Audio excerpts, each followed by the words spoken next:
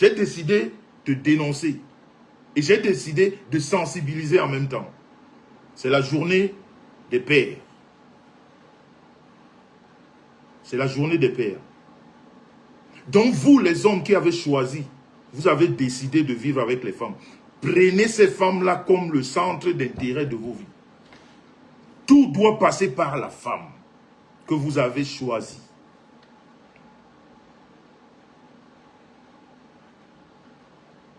Parce que quand je le dis de mon expérience personnelle. Et je peux vous dire que les prières d'une femme amoureuse, quand une femme vous aime et qu'elle est pieuse, qu'elle est une femme vertueuse, qu'elle est une femme qui croit en Dieu, qu'elle est une femme qui est soumise, pas de la soumission, voilà, vulgaire, si je pourrais dire, mais de la vraie soumission, ça veut dire qu'elle sait ce que c'est que le mariage. Elle ne peut pas prier, demander à Dieu quelque chose de son couple et que Dieu ne réponde pas, il va répondre. Il va répondre.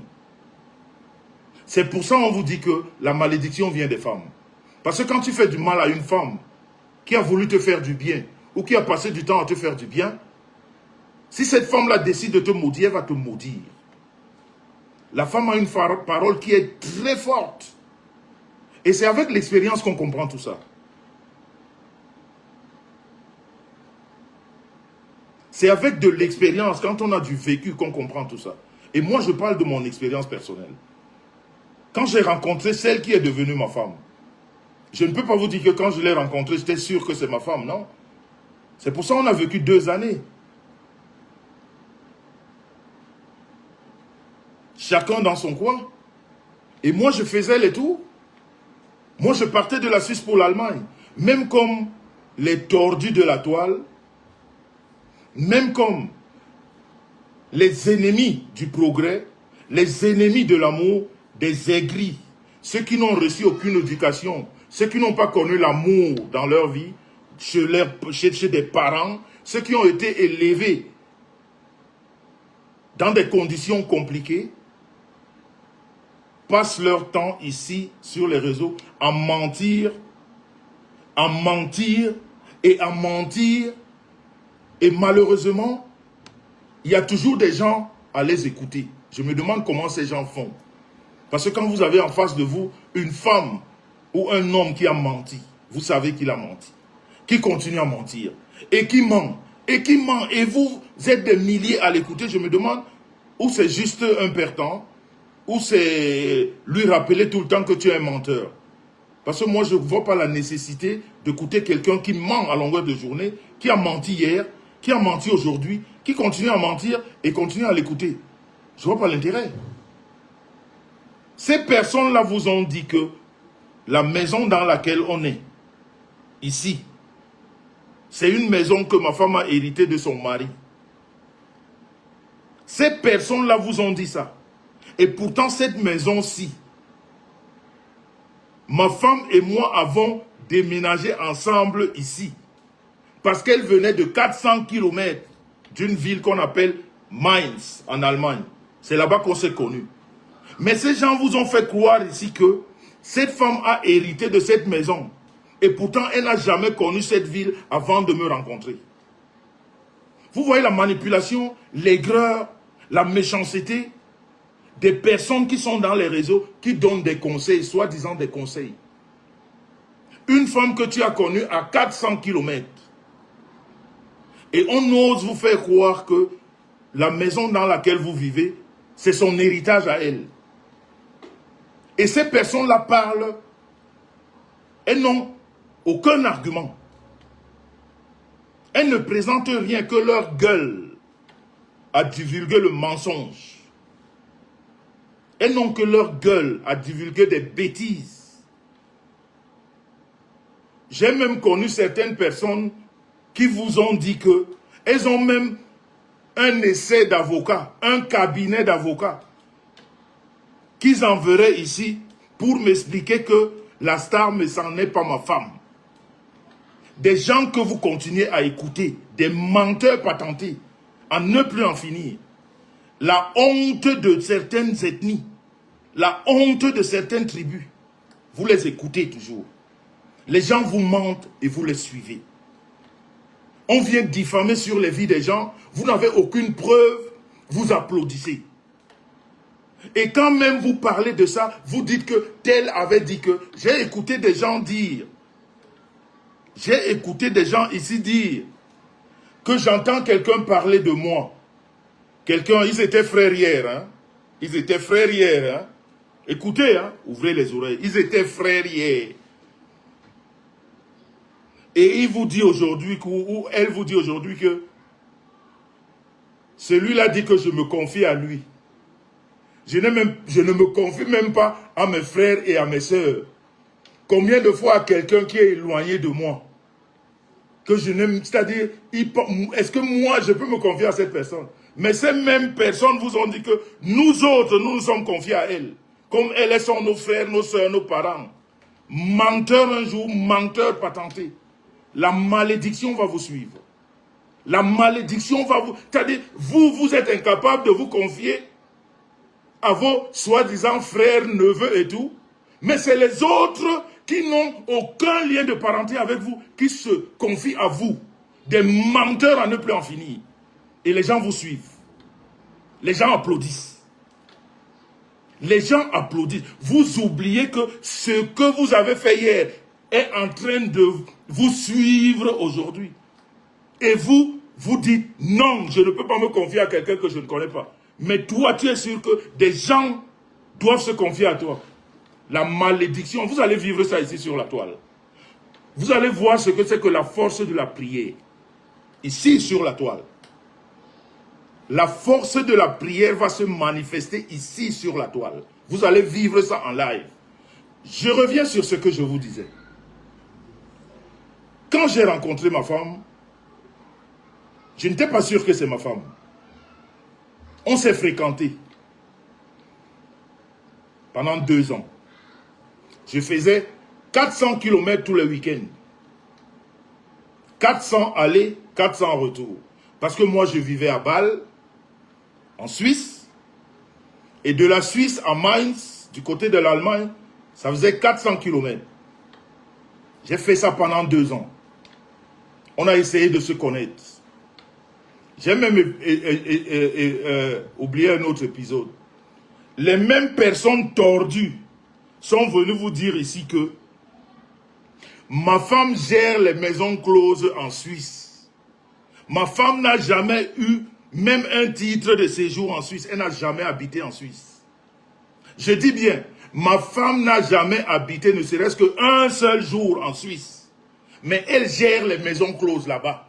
Les personnes tordues, au cerveau rempli de boue. La malédiction à ne plus en finir des familles. Elles viennent ici avec leur mauvaise tête, vous parlez, vous applaudissez. Sans vérifier, sans connaître, sans rien, vous applaudissez. Ça s'appelle de la malédiction. Et pourtant, Jean-Louis Messan a 27 ans d'ancienneté de travail. On vous dit que la femme qui vit à 400 km contrôle les maisons closes en Suisse. On applaudit. Ces menteurs, vous continuez à les suivre jusqu'aujourd'hui. Jusqu'aujourd'hui, vous les suivez. Quand ils viennent parler, vous dites, voilà la référence. Tous des menteurs. Je reviens à mon histoire. Ma femme et moi, on se fréquente. Et ça, je parle pour des hommes. Hein. Parce que vous devez respecter vos femmes. Celles que vous appelez femmes. Surtout quand vous avez eu des enfants. Quand vous avez décidé de fonder une famille. Il faut prendre ces femmes. C'est-à-dire, elles doivent être le centre d'intérêt de vos vies. Et vous verrez que vous n'aurez plus de problème. Alors, au bout de 2 ans, un dimanche, parce que je rentrais toujours les dimanches, ou alors je rentrais très tôt le lundi matin, je partais à 2 h du matin, 2 h, 3 h, pour que à 9 h je sois au travail. Parce que moi je commence le travail à 10 h. 9 h 30, 10 h. Voilà. Un dimanche, je lui dis, je crois qu'on s'est beaucoup fréquenté, maintenant il faudrait qu'on se décide. Est-ce qu'on va vivre ensemble où on continue à faire copain-copine. Parce que moi, je ne fais pas partie des personnes qui entretiennent la relation à distance. Parce que de mon expérience personnelle, la relation à distance ne m'a pas aidé du tout. Non seulement aider moi, ça veut dire à me maîtriser, à être, entre parenthèses, fidèle, comme on dit. Je parle déjà de moi. Ça ne m'a pas aidé, encore moins mes partenaires. Donc, tous les partenaires avec lesquels j'ai vécu la relation à distance, eh bien, c'était des tromperies à ne plus en finir de tous les côtés. Des deux côtés. Donc, moi, je ne suis pas un adepte de la relation à distance. C'est pour cela, j'ai fait tellement d'efforts quand j'ai rencontré ma femme que toute la semaine, je travaille, de lundi à vendredi. Je n'ai pas le temps de faire quoi que ce soit. Pour ceux qui me connaissent, ils savent bien qu'en semaine, personne ne me voit. En semaine, personne ne me voit. Je vous jure sur tout ce qui m'est cher. Voilà Hervé Corneli qui envoie les cœurs. Même ma propre famille, mes amis, en semaine, personne ne me voit. Du lundi au vendredi, personne ne me voit. Et je suis resté comme ça jusqu'aujourd'hui. Je fais que mon travail. Alors je me suis dit, comme du lundi au vendredi je suis occupé, au moins je vais me préserver de cette infidélité imaginaire. Parce que j'étais jeune, parce que j'avais beaucoup de femmes autour de moi, je plaisais beaucoup aux femmes, et moi-même, et les femmes me plaisaient beaucoup, donc il était très facile de faire ces choses qui ne sont pas, qui n'arrangent pas un couple. Donc ce qui fait que quand je finissais mon travail le vendredi, pour ne pas tomber dans cette infidélité, je prenais ma voiture. J'allais en Allemagne. Je me tapais les 400 km. Donc au bout de 2 ans, je lui ai dit, je lui ai posé la question, qu'est-ce que tu penses? Je crois qu'on a passé beaucoup de temps ensemble. Elle me renvoie la question. Elle me dit, qu'est-ce que toi tu penses? Je dis, moi je pense que j'ai trouvé une bonne femme. J'avais enlevé dans ma tête, je pensais plus jamais vivre une vie conjugale. Je pensais vraiment vivre, voilà, vivre comme ça. Mais je pense que cet instinct de vivre ensemble me revient. Donc j'ai vraiment envie de vivre avec toi. Elle me dit, moi aussi. Je lui dis, tu es sûr? Elle me dit oui. Je lui dis, ok, ça veut dire que demain matin très tôt, on part en Suisse. Il faudrait que tu saches, au bout de 2 ans, où est-ce que j'habite. Il faudrait que tu saches. Il faudrait que tu connaisses ma maison. C'est ce qui s'est passé. Elle a découvert 2 ans après où j'habitais. Pour sa première fois de sa vie qu'elle met pied en Suisse. Mais les sorciers de cette toile vous ont dit qu'elle gère les trucs en Suisse. Les gens qui ne la connaissent pas, qui ne l'ont jamais vue, vous ont dit ça. Mais on s'en fout des nègres à parler. C'est de la malédiction à ne plus en finir. C'est en train de se vérifier aujourd'hui. Et quand ça devient sérieux, ma femme et moi, parce qu'on a décidé de vivre ensemble, on a commencé à faire des allers-retours. Parce que comme elle avait toujours sa maison, et sa fille qui était en train d'aménager, de partir vivre seule, parce que quand je l'ai connue, elle vivait avec sa fille dans la maison. Donc sa fille avait déjà décidé de vivre seule, puisqu'elle avait fini son école de médecine, elle était infirmière, donc il fallait elle voulait vivre seule, elle voulait aller vivre seule. On l'a amenée à aller vivre seule. J'ai déménagé, je l'ai aidée, donc j'ai accompagné ma femme dans ce que je l'ai trouvé en train de faire avec sa fille. Je l'ai accompagnée à déménager pour sa première fille dans la ville de Cologne. Je me rappelle que j'ai roulé avec la voiture, avec des effets, pour déménager. Déménager pour sa fille. Et finalement, on devait faire les allers-retours, parce qu'il fallait vérifier de temps en temps la boîte à lettres en Allemagne. Donc tous les week-ends, on faisait les allers-retours. Et je peux vous dire que la première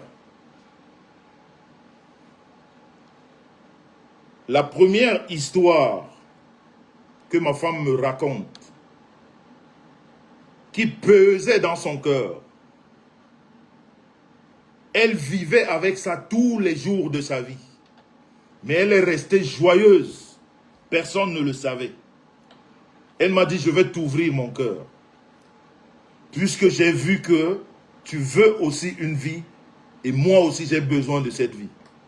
Parce que j'ai vécu longtemps seul, j'ai compris que ce n'est pas la vie. Vivre une femme seule, tu es à gauche, tu es à droite, c'est pas bon. Elle m'a dit que je vais te dire le mal que j'ai. J'ai un mal profond. Mais un mal que je ne voudrais pas que ce mal m'emporte. Parce que c'est un mal que je combats tout seul. Mais si aujourd'hui tu rentres dans ma vie, je voudrais que tu m'aides dans ce combat. Elle me dit, j'espère que tu ne vas pas me lâcher. Je dis non. Dis-moi, c'est quoi ton mal? Elle me dit, j'ai mon fils que je ne vois pas. Je me rappelle ce jour qu'elle a fondu en larmes, c'était très dur. Elle me dit, j'ai mon fils que je ne vois pas. Je lui demande, mais comment ça? Elle me dit, j'ai un enfant que j'ai eu avec quelqu'un que je connais depuis le Cameroun. Mais il m'a interdit de voir cet enfant. C'est pour ça que j'ai horreur des chantages. En fait, ça fait partie. Parce que le chantage que cette femme a vécu pendant des années, pour ton enfant que tu as porté 9 mois, il y a des malades ici dehors.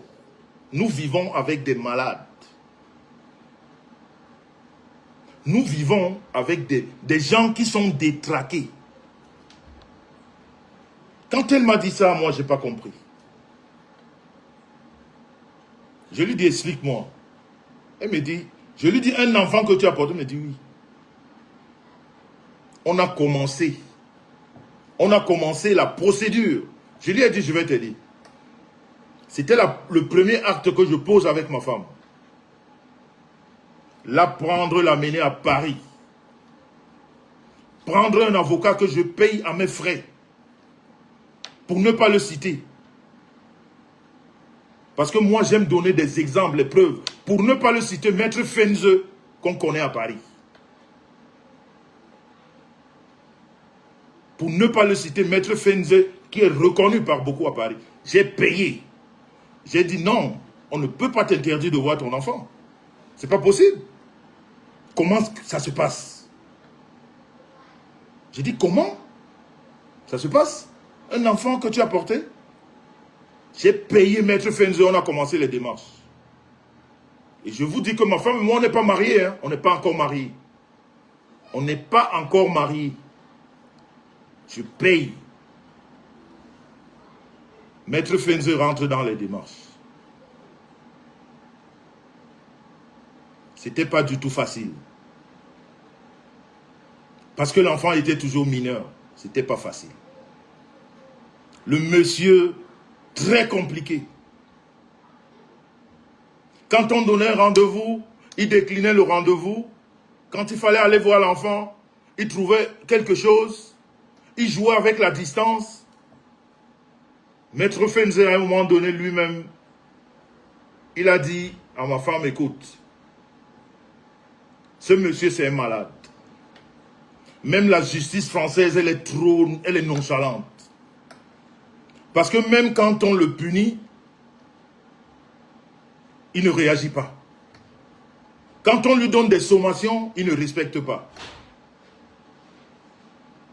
Maître Fenze, le conseil qu'il a donné à ma femme, il dit, écoute,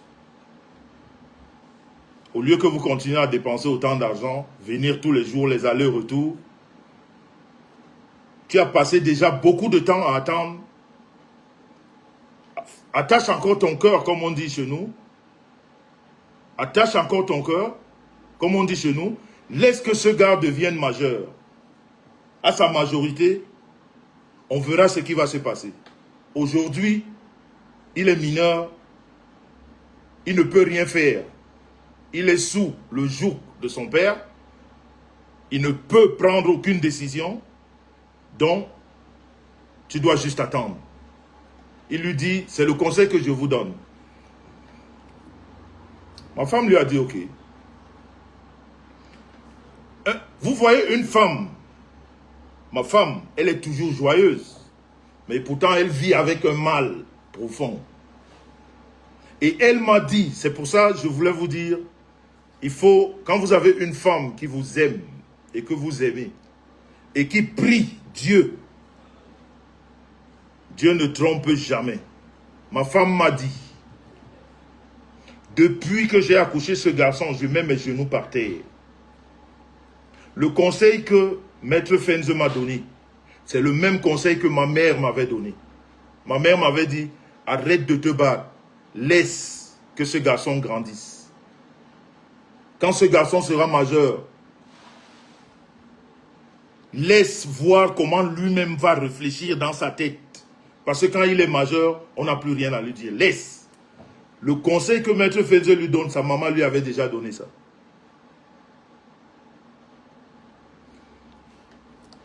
Je peux vous dire que c'est là où j'ai vu la force de la prière. Ma femme m'a dit que les genoux que je mets par terre, si cet enfant-là, je l'ai fait par amour. Si cet enfant, je l'ai fait par amour. C'est la prière que j'ai depuis qu'on me l'a arraché. Si je l'ai fait par amour, et que c'est quelqu'un qui l'a mis dans un joug, où ce garçon ne reconnaît pas qui est sa mère, quand ce garçon sera majeur, quand il aura sa majorité, si ce garçon ne me reconnaît pas, je comprendrai que vraiment j'ai perdu mon enfant. C'est ce qu'elle m'a dit.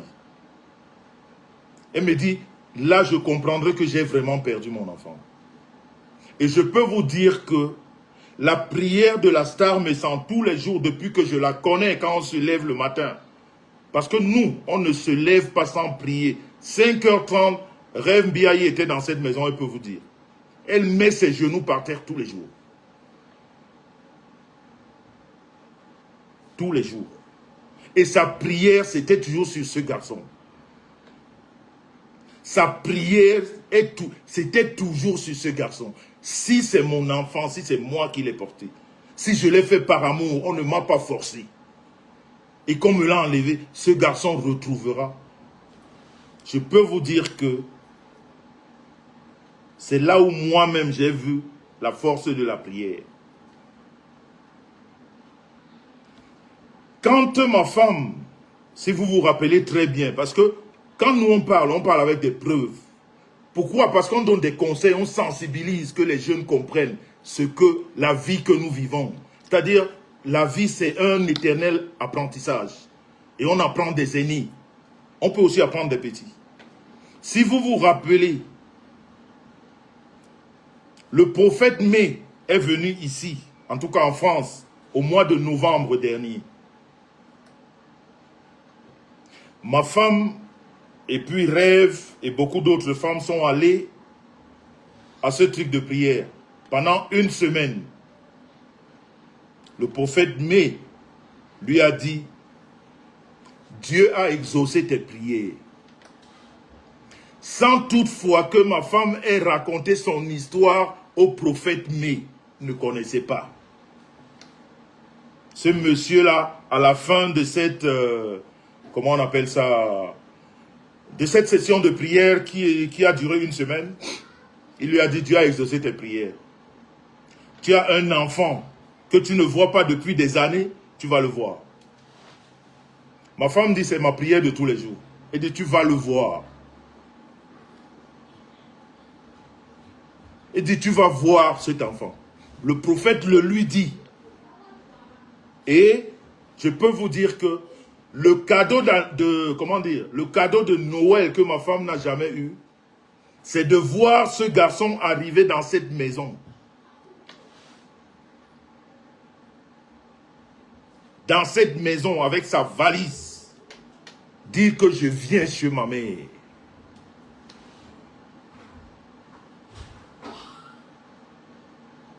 Il a atterri ici avec sa valise. Il dit, je viens chez ma mère.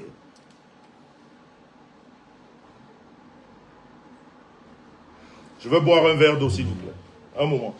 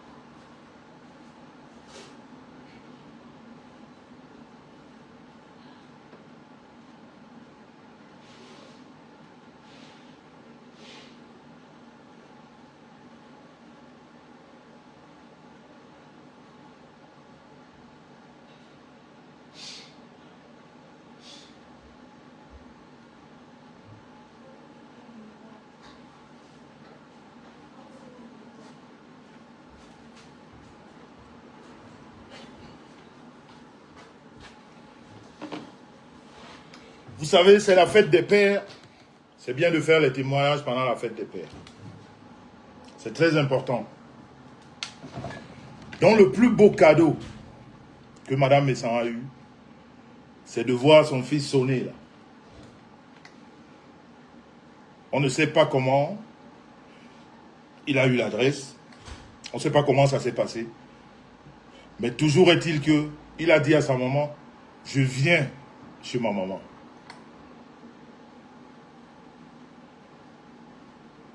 Et il a découvert que sa maman avait fait 3 enfants après lui.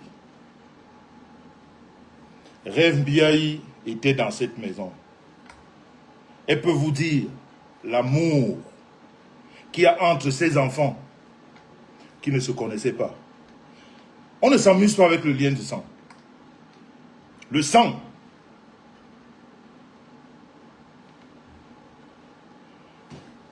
On ne peut pas punir quelqu'un par rapport à ses liens de sang. Celui qui fait ça est criminel. Et il paye. À un moment ou à un autre, il paye. Dieu peut laisser ça pendant un bon moment, il paye. Et quand ce prophète le lui dit, ma femme dit, c'est ma prière. Et à la veille des fêtes de Noël, Rev Biaï était dans cette maison, on a fait ensemble. Ce garçon n'est plus jamais rentré là où il était. Il n'est plus jamais rentré, même pour les visites, là où il vivait. Mais les sorciers vous ont dit ici que ce garçon traîne dans la rue. Il est devenu un drogué. Il est devenu ceci. Toujours les sorciers qui viennent avec les nouvelles des familles qu'ils ne maîtrisent pas. Juste gâter pour gâter. Raconter pour raconter. Un garçon calme, studieux. Si Dieu nous prête vie. Je suis en train de vous parler aujourd'hui, le jour de la fête des pères. Aujourd'hui. Je dis si Dieu nous prête vie. Ce garçon-là, on va parler de lui ici en Allemagne. On va parler de lui ici en Allemagne. Ce garçon qui est entré ici. Parce que Dieu avait un plan pour lui. Et son plan est en train de se réaliser ici. Depuis qu'il est rentré dans la maison de sa mère. Contrairement à tous les racontars des sorciers des réseaux. Des sorciers.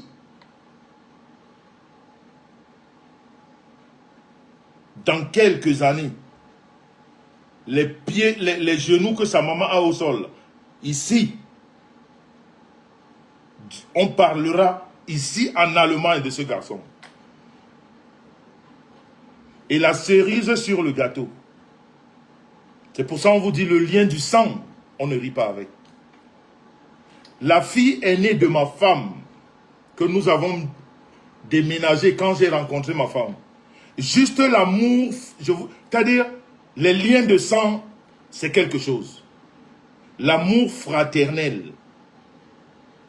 L'amour, je dis bien l'amour fraternel, a fait que l'aîné des enfants de ma femme, que nous, on a fait déménager à l'époque pour Cologne, juste parce qu'il veut être avec son frère, à côté de son frère, cette jeune fille a postulé dans un gros hôpital, un grand hôpital en Suisse, où elle a trouvé du travail, et elle doit aménager ici, à côté de son frère. Elle part de Cologne, parce qu'elle dit qu'elle veut vivre avec ses frères et sœurs. Et c'est la prière que ma femme m'a dite quand elle m'a parlé de son fils. Elle m'a dit, mon rêve, ma prière de tous les jours, c'est que je vive avec tous mes enfants à côté de moi. Et c'est ce qui est en train de se réaliser. Tous ses enfants désormais sont avec elle. Sa fille va aménager pas très loin d'ici. Dans ces mois. Parce qu'elle a trouvé un bon job en Suisse. Elle a dit, je dois être à côté de mon frère. Ça fait plus de 20 ans qu'il nous a manqué. Il veut avoir toute sa famille autour d'elle. Dieu exauce ses prières. Parce qu'elle ne triche pas. Parce que ses genoux, elle prie. Quand elle prie le vrai Dieu. Elle ne prie pas le Dieu des fétiches ou des marabouts ou je ne sais pas quoi. Elle prend sa vie, elle donne à Dieu, elle dit c'est ce que je veux. C'est pour ça que je voudrais dire à toutes ces femmes sur la toile, vous qui ne connaissez pas la place de la femme, vous qui êtes toujours en train de médire sur d'autres femmes, vous prenez des situations qui ne vous regardent pas, vous salissez. Mais je veux vous dire une chose ce soir. Et soyez prêts. Et soyez sûrs que ça va vous arriver. Vous toutes, je dis bien, sans exception aucune,